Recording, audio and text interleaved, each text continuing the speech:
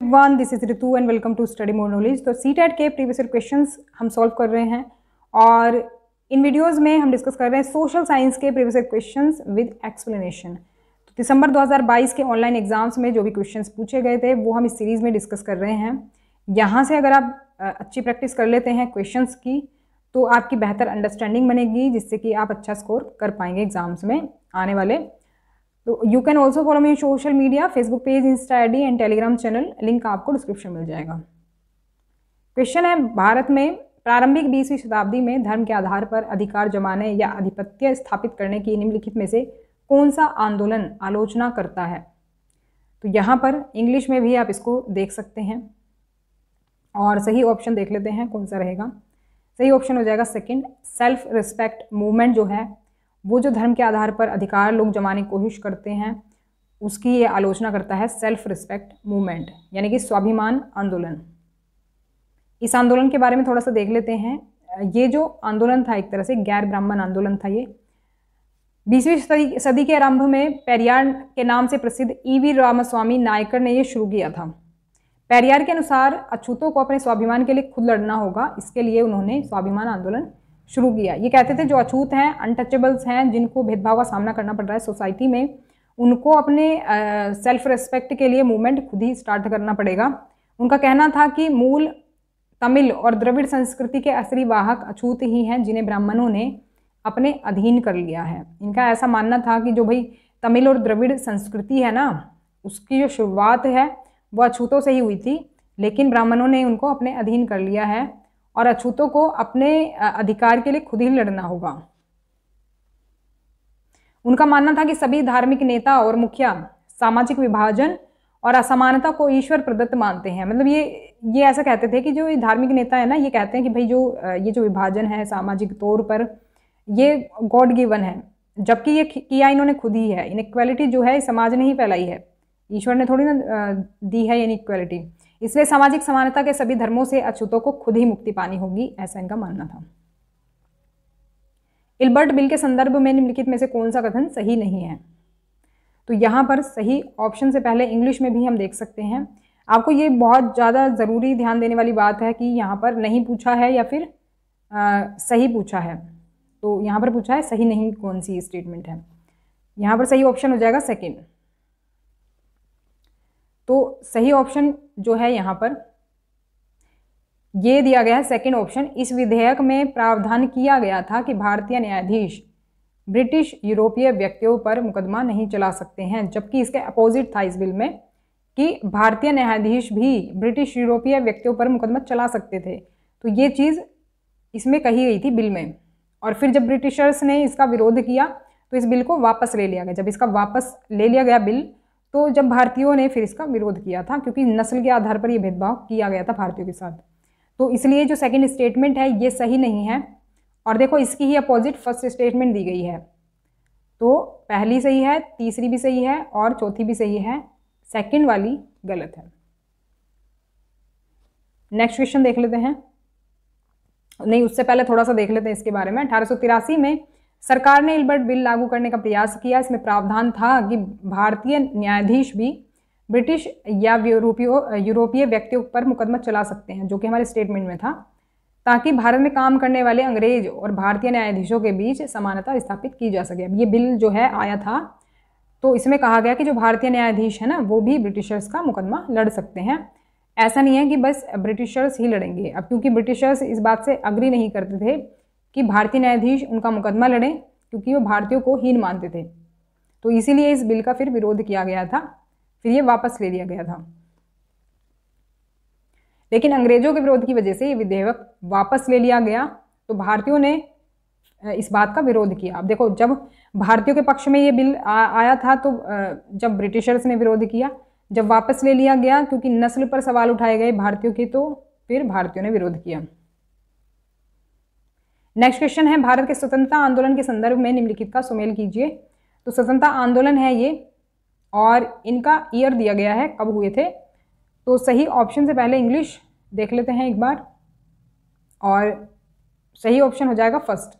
First के according मिला देंगे इसको, ए को फोर्थ से मिला देंगे कॉल रेबेलेशन जो हुआ था ये हुआ था 1831 और 32 में, और बी को तीसरे से मिला देंगे, संथाल हुआ था 1855 में, सी पहले से, बस्तर हुआ था 1910 में, और वर्ली हुआ था 1940 में, ध्यान रखेंगे।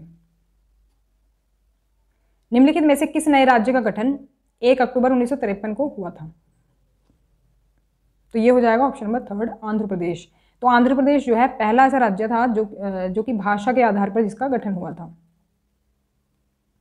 निम्नलिखित में से कौन सा मानचित्र वनस्पति के वितरण को दर्शाता है? तो यहाँ पर 3 टाइप के होते हैं मानचित्र, और ये हो जाएगा सही ऑप्शन 3 थीमेटिक मैप। थीमेटिक मानचित्र जो होते हैं वो किसी भी थीम पर बेस्ड होते हैं। अभी देख लेते हैं किस तरह के होते हैं।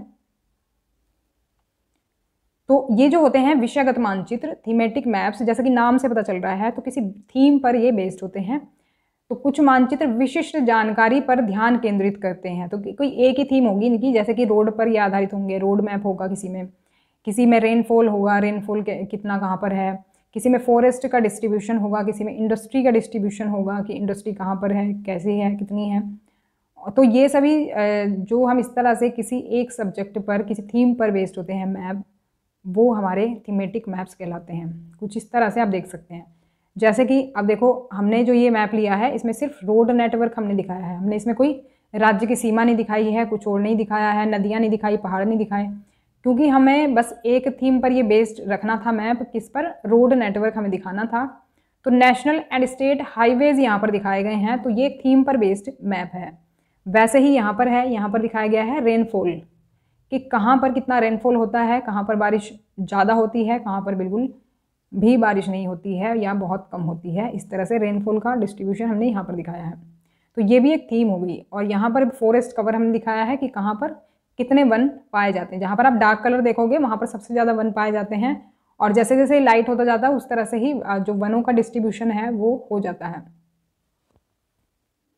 तो ये एक तरह से थीमेटिक मैप कहलाते हैं। अब देखो, थीमेटिक मैप के अलावा 2 मैप और होते हैं आपके, एक तो होता है पॉलिटिकल मैप और एक होता है फिजिकल मैप। पॉलिटिकल मैप होता है कुछ इस तरह का, जिसमें आपकी राज्यों की या देशों की बाउंड्रीज को दिखाया जाता है। जैसे कि आप यहाँ पर देख सकते हैं स्टेट्स की बाउंड्रीज आप देख सकते हैं, यहाँ पर यूपी, एमपी, राजस्थान, तो बाउंड्रीज आप देख पा रहे हैं स्टेट्स की, और देशों की भी बाउंड्रीज आप देख पा रहे हैं। यहाँ पर नेपाल है, यहाँ पर पाकिस्तान है। तो ये जो इस तरह के मैप्स होते हैं जो कि बाउंड्रीज वगैरह दिखाते हैं, ये होते हैं हमारे पॉलिटिकल मैप। तो यहाँ पर इसमें आप देख पाएंगे स्टेट एंड यूनियन टेरिटरीज। एक होते हैं हमारे फिजिकल मैप। फिजिकल जैसे कि नाम से पता चल रहा है, फिजिकल स्ट्रक्चर ये दिखाता है कि भूमि पर क्या चीज़ कहाँ पर है। जैसे कि पर्वत कहाँ पर हैं, पर्वत हो गए। जैसे कि नदियाँ जो हैं, नदियाँ कहाँ पर हैं, ये जो आप लाइनें देख रहे हैं नदियाँ हैं सभी। जैसे कि पर्वत कहाँ हैं, नदियाँ कहाँ हैं, या फिर पठार कहाँ पर हैं, या फिर डेजर्ट कहाँ पर है। इस तरह का फिजिकल जो स्ट्रक्चर है ये इसमें दिखाते हैं। जियोग्राफिकल मैप भी इनको कहते हैं। तो इस तरह का होता है ये मैप। तो 3 टाइप के मैप होते हैं। अब देखो, नया क्वेश्चन है, ये कुछ डिफरेंट है, इसको समझने की ज़रूरत है। और अगर आप इसको समझना चाहते हैं तो सबसे पहले तो आपको आना चाहिए टाइम का कॉन्सेप्ट। टाइम का कॉन्सेप्ट अगर नहीं आता है तो पहले वो सीखना, उसके बाद इस क्वेश्चन को देखना, क्योंकि उसके बिना आपको बिल्कुल समझ में नहीं आएगा। जब हम एक भारतीय शहर से ऑस्ट्रेलिया की राजधानी कैनबरा, जो कि हमारी कहाँ पर है, 149 डिग्री 7 मिनट ईस्ट पर ये राजधानी अवस्थित है, मतलब लोकेटेड है कैनबरा। इसकी जब हम यात्रा करेंगे हमारे एक भारतीय शहर से, तब हम कितने घंटे अर्जित करेंगे या फिर गंवाएंगे। और पॉइंट टू बी नोटेड कि यदि शहर तक पहुंचने के लिए लगने वाले आवश्यक समय को हम नज़रअंदाज कर दें, इसका मतलब क्या है कि हमें ये नहीं देखना है कि शहर तक पहुंचने में हमें कितना टाइम लगेगा, हमें सिर्फ ये लॉन्गिट्यूड लाइन पर फोकस करना है। कौन सी लॉन्गिट्यूड लाइन दी है, यानी कि लॉन्गिट्यूड लाइन से हमें कैलकुलेट करना है। अब वो चाहे हम ग्रीनविच से करें या फिर हमारी जो मानक समय रेखा है उससे करें। अब जैसे भी हम कैलकुलेशन करेंगे वो उसके हिसाब से करनी है, ना कि हम ये देखेंगे कि भाई शहर तो इसका जो कैनबरा है वो तो यहाँ पर है। अब देखो, मान लो इंडिया तो यहाँ पर है और ये कैनबरा लगभग यहाँ पर, ये जो है ऑस्ट्रेलिया का कॉन्टिनेंट जो है, ऑस्ट्रेलियन कॉन्टिनेंट, यहाँ पर ये पड़ती है कैनबरा। अभी मैं आपको मैप में दिखा दूंगी क्लियर। तो अब आप देखोगे कि भाई इससे हम अगर जाएंगे तो कैसे कैसे जाएंगे, कन्फ्यूज़ हो जाओगे। तो इन्होंने पहले ही बोल दिया है कि इसमें लगने वाला जो समय है ना, उसको हम नज़रअंदाज अगर कर देते हैं तो इनका सीधे सीधे मतलब ये है कि तो हमें सिर्फ लॉन्गिट्यूड लाइन वाला जो ये दिया गया है माप, उसके हिसाब से हमें कैलकुलेशन करनी है।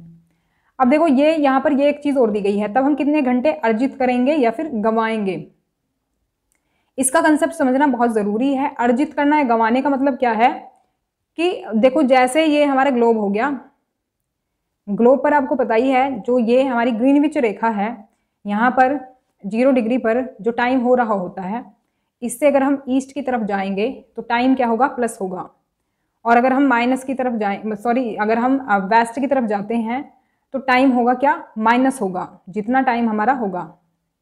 तो अभी क्या होगा, जब हम इधर जाएंगे, मान लो यहाँ पर बज रहे हैं 12 और हम पहुँच गए कितने डिग्री पर, कितने भी डिग्री मान लो, कितने भी डिग्री पर हम पहुँच गए, और वो जो डिस्टेंस है डिग्री का वो लगभग 2 घंटे का है। अब यहाँ पर तो बज रहे हैं 12, अब हम यहाँ 2 घंटे वाली जगह पर पहुँच गए, तो यहाँ बज रहे हैं कितने, यहाँ बज रहे हैं 2। तो हम 12 से डायरेक्ट अगर 2 पर पहुँच गए तो वो जो 2 घंटे हैं बीच के, 12 से 2 के बीच के जो घंटे हैं वो तो हमने खो दिए ना, उसमें तो हम नहीं जिए। मतलब कि हम डायरेक्ट 2 बजे में पहुंच गए, 12 से उठकर हम डायरेक्ट 2 बजे में पहुंच गए, तो बीच का जो टाइम था वो तो हमें मिलेगा नहीं, क्योंकि ये तो दिन आगे बढ़ता ही चला जाएगा फिर। तो इसका मतलब यही है। तो यहाँ पर हमने क्या किया, ये हमने गंवा दिया टाइम अगर हम इधर जाएंगे तो। लेकिन अगर हम इधर जाएंगे, क्योंकि वही डेट चल रही है हमारी, वही डेट चल रही है सेम, और अगर हम इधर जाएंगे, मान लो कि हम यहाँ पर बज रहे हैं 12 और हम 2 घंटे पीछे चले गए, यानी कि 15 दूनी 30 डिग्री पीछे चले गए, तो 2 घंटे पीछे चले गए मतलब, तो यहाँ पर कितने बज रहे हैं, यहाँ बज रहे हैं 10। अब यहाँ पर हम पहुँच गए, 12 से 10 पे पहुँच गए, हुआ क्या, हमने वो 2 घंटे पहले भी खर्च कर लिए हैं, लेकिन अब हम क्योंकि 10 बजे पहुँच गए हैं, 12 से पीछे चले गए हैं 10 बजे में, तो 10 बजे से फिर हमें 2 घंटे मिलेंगे, तो हम क्या करेंगे, वो 2 घंटे अर्जित हमने कर लिए, तो वो 2 घंटे हमने अर्जित कर लिए। यानी कि ये ध्यान रखेंगे, जब हम पीछे इधर जाएंगे तो हम अर्जित करेंगे घंटे, और जब हम इधर जाएंगे तो हम गंवाएंगे घंटे, क्योंकि हमारा वो जो टाइम पीरियड है वो माइनस उसमें से हो जाएगा। तो इस तरह से देखो कैलकुलेट अगर हम करते हैं इसको, तो यहाँ पर अब हम सही आंसर देख लेते हैं। देखो इस कैलकुलेशन के अकॉर्डिंग मैं आपको इसका सही आंसर बताऊंगी अभी। यहाँ पर सही ऑप्शन हो जाएगा first, will loss about 5 hours. अभी कैलकुलेशन इसकी कैसे करनी है वो तो मैंने आपको कॉन्सेप्ट बता दिया, लेकिन अभी कैलकुलेशन भी करनी इसकी ज़रूरी है। इसकी कैलकुलेशन हम करेंगे बेसिकली जैसे हम डिग्रीज का कैलकुलेशन करते हैं। मैंने आपको बताया था कि पृथ्वी जो है मतलब 4 मिनट में लगभग 1 डिग्री मूव करती है। तो जहाँ पर भी हमें डिग्री दिए हुए हैं, तो डिग्री के हिसाब से हम क्या करेंगे, डिग्री में हम मल्टीप्लाई कर देंगे क्या, 4 मिनट। 4 मिनट से जब हम डिग्री को मल्टीप्लाई करेंगे तो हमारा क्या आ जाता है, मिनट में आंसर आ जाता है। अभी करके देख लेते हैं कितना मिनट बनेगा इसका। देखो अगर हम 149 डिग्री को अगर हम मल्टीप्लाई करते हैं 4 से, तो हमारा ये कितना आ जाता है, 596। देखो 4 मिनट छोड़ दो, क्योंकि इतनी कैलकुलेशन हमें नहीं करनी है, क्योंकि इसमें एग्जैक्ट नहीं दिया है, इसमें लगभग 5 घंटे दिए हैं। तो इसके आसपास अगर आंसर हमारा जाता है तो वो हमारा बिल्कुल सही होगा। तो 596 अब आ गया है, ये आ गया हमारा मिनट में आंसर आ गया है 596। अभी मिनट से हमें आवर्स में कन्वर्ट करना होता है इसको। आवर्स में कन्वर्ट करने के लिए हम 60 से इसको डिवाइड करेंगे, यहाँ पर 60 से जब हम इसको डिवाइड करेंगे तो हमारा कितना आएगा, इसमें हमारा लगभग आ जाएगा 9.93, लगभग हमारे 10 घंटे बनते हैं। तो लगभग में ही आंसर आपको मिलेगा, एग्जैक्ट इसमें आंसर नहीं मिलेगा। तो लगभग 10 घंटे हमारे बन जाएंगे। अभी देखो अब आपको कैसे कैलकुलेशन करनी है इसकी। अभी देखो हमें कैलकुलेशन करनी है इसकी भारत वाले टाइम से। अभी हमने इसको कहाँ से कैलकुलेट किया था, हमने टोटल डिग्री काउंट किए थे, यानी कि हमने 0 डिग्री से इसकी कैलकुलेशन देखी है। 0 डिग्री से यहाँ तक अगर हम आते हैं कैनबरा तक, यानी कि ग्रीनविच लाइन से कैनबरा तक जब हम जाएंगे तो 10 घंटे लगेंगे। अब इस 10 घंटे में से हम माइनस कर देंगे कौन से, जो हमारे भारत तक टाइम लगता है। ग्रीनविच से भारत का टाइम कितना है, 5.5 घंटे। तो वो 5.5 घंटे जब हम इसमें से माइनस करेंगे तो हमारे पास बचेंगे 4.5 आवर्स, 4.5 घंटे बचेंगे। अब क्योंकि हमसे वही टाइम पूछा था कि भारतीय शहर से ऑस्ट्रेलिया की राजधानी कैनबरा की यात्रा करते हैं अगर, अब जो ग्रीनविच से भारत तक का टाइम था वो हमने हटा दिया, अब बस भारत से राजधानी कैनबरा तक का टाइम ये हमारे पास बचा है 4.5 आवर्स। तो क्योंकि हम इधर की तरफ ट्रैवल कर रहे हैं ईस्ट की तरफ, तो हमारा जो टाइम होगा ये 4.5 आवर्स ये हम गंवा देंगे, क्योंकि हम डायरेक्ट 4.5 घंटे आगे पहुंच जाएंगे, जो बीच का टाइम है वो हमारा खो जाएगा, गंवा देंगे हम उसे। तो लगभग 5 घंटे गंवाएंगे, ये इसका आंसर आ जाएगा, क्योंकि एग्जैक्ट इसमें आंसर नहीं दिया है, लगभग आंसर दिया है, क्योंकि कैलकुलेशन जो हमने की थी इसमें 7 मिनट हमने नहीं जोड़े थे, तो लगभग ये 5 घंटे आएगा आंसर इसमें। अब देखो मैं आपको इसको डायग्राम के थ्रू थोड़ा और समझा देती हूँ, बहुत अच्छे से क्लियर हो जाएगा। देखो ये है हमारा प्यारा भारत, और यहाँ से हमसे पूछा था ऑस्ट्रेलिया की राजधानी जो कैनबरा है, ये रहा कॉन्टिनेंट ऑस्ट्रेलिया, और ऑस्ट्रेलिया में कैनबरा यहाँ पर है, लगभग देखो यहाँ पर पड़ेगा बिल्कुल इधर। तो ये जो हमारा देखो लॉन्गिट्यूड लाइन देख रहे हो, यहाँ पर देखो ये भारत की मानक समय यहाँ से रेखा होकर के गुजरती है, और ये वाली जो लाइन होगी इसके यहाँ पर, तो हमें ये बीच का डिस्टेंस तय करना था, ना कि हमें कैनबरा तक पहुँचना कैसे है उसका डिस्टेंस हमें कैलकुलेट करना है। तो हमें सिर्फ डिग्री का ही कैलकुलेट करना था, वो हमने कर लिया। तो लगभग 5 घंटे हम गंवाएंगे, क्योंकि हम इधर से कहाँ जा रहे हैं, हम ईस्ट की तरफ जा रहे हैं। उम्मीद है आपको समझ में आ गया होगा। तो इस तरह से हम इसको कैलकुलेट करेंगे। तो मैंने ये इस तरह के क्वेश्चन कई बार देखे हैं आपके एग्जाम में, तो एक बार इसको समझ लोगे। अगर आपको एक बार में समझ नहीं आया तो दोबारा देख लेना, और कोई डाउट हो तो कमेंट सेक्शन में पूछ लेना, क्योंकि ये डिफरेंट क्वेश्चन है। अब देखो एक चीज़ और समझ लो, यहाँ पर डेट लाइन के बारे में आपने सुना होगा। तो डेट लाइन देखो यहाँ पर होती है ये इंटरनेशनल डेट लाइन, ये 180 डिग्री पर होती है। जो आप ग्लोब पर देखते हो ना, बैक पीछे जो लाइन दी होती है 180 डिग्री, ये बिल्कुल 0 डिग्री के अपोजिट होती है। अभी यहाँ तो देखो ये वैसा दिखाया गया है, हमें इसके पैरेलल दिखाया गया है, लेकिन ये जो लाइन है ना ग्लोब पर देखोगे तो ये वाली लाइन और ये वाली लाइन अपोजिट होती है एक दूसरे के बिल्कुल विपरीत ये होती है। तो ये जो इंटरनेशनल डेट लाइन है, यहाँ से हमारी तिथि बदलती है। तो तिथि बदलती है, तो ध्यान रखेंगे इस चीज़ को। नेक्स्ट क्वेश्चन है, यहाँ पर 2 स्टेटमेंट दी गई हैं, और इसमें से आपको सही और गलत चूज़ करना है। इंग्लिश में भी आप इसको देख सकते हैं। इंग्लिश में अगर आप देखें तो सही ऑप्शन यहाँ पर हो जाएगा सेकेंड। दोनों स्टेटमेंट यहाँ पर गलत दी हुई हैं। गलत कैसे हैं अभी देखेंगे। 21 जून को उत्तर अयनांत होता है तथा मकर रेखा पर सूर्य की किरणें सीधी पड़ती हैं। अब इन्होंने जो है ये तो बात सही कह दी कि 21 जून को उत्तर अयनांत होता है, लेकिन मकर रेखा पर सूर्य की किरणें सीधी पड़ती हैं, ये बात गलत है। क्योंकि उत्तर अयनांत जब होता है तो जो हमारी कर्क रेखा होती है, कर्क रेखा पर सीधी किरणें पड़ती हैं, ना कि मकर रेखा पर। दक्षिण अयनांत 22 जनवरी को होता है तथा कर्क रेखा पर सूर्य की सीधी किरणें पड़ती हैं, ये भी गलत है।